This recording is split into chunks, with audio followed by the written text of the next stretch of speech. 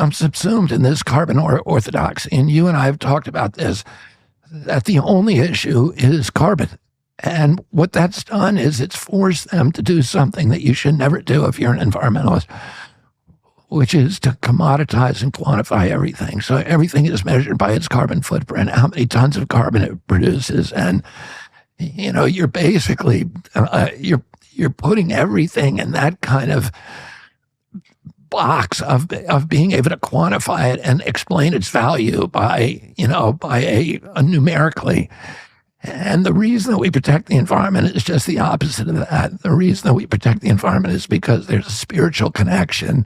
There's a, you know, there's a love that we have. I got into the environment because I wanted, you know, this connection to the fishes and the birds and the wildlife and the whales and the Purple Mountain's majesty. And that, you know, I understood that the way, you know, God talks to human beings through many vectors, through each other, through organized religion, through the great prophets, through the wise people, the great books of those religions, but nowhere with the kind of detail and texture and grace and joy as through creation.